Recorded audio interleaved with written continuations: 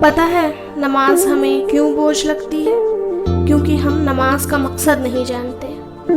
نماز صرف ایک ڈیوٹی نہیں ہے، بلکہ نماز ایک اپارچونٹی ہے اللہ سے بات کرنے کی۔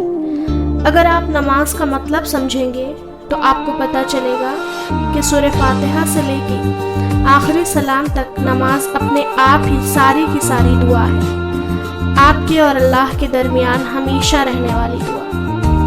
اللہ اپنی عبادتوں کے معاملے میں کسی بھی انسان پر بوجھ نہیں ڈالتا۔ جہاں تک اس کی عبادتوں کی بات ہے، وہاں تک اس نے ہم پر صرف وہی کچھ فرض کیا ہے جو ہم آسانی سے کر سکیں اور جس میں ہمارے لیے بھلائی ہو۔ اللہ نے یہ عبادتیں اپنے لیے نہیں بنائی، اللہ نے یہ عبادتیں ہمارے لیے بنائی ہے، کیونکہ دنیا میں انہی عبادتوں کے ذریعے ہم نے سروائیو کرنا ہے اور روز محشر بھی ان عبادتوں نے ہمیں ہماری نجات کا ذریعہ بننا ہے۔ ذرا سوچیں کہ اللہ تعالیٰ ہمیں انسانوں کے رحم و کرم میں چھوڑ دیتا اور ہمارے پاس نماز جیسی پناہ گاہ نہ ہوتی تو ہمارا کیا حال ہوتا؟ اگر ہمارے پاس رونے اور مدد مانگنے کے لیے سجدہ نہ ہوتا تو ہماری روح کیسے سکون پاتی؟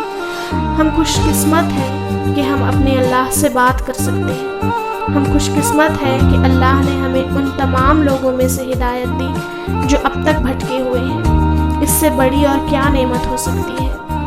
نماز کائنات کی سب سے سیف جگہ ہے، ایسی جگہ جہاں بدتر اور کمتر دونوں ایک جیسے ہوتے ہیں، جہاں نیکی کرنے والے اور گناہ کرنے والے سب برابر ہوتے ہیں۔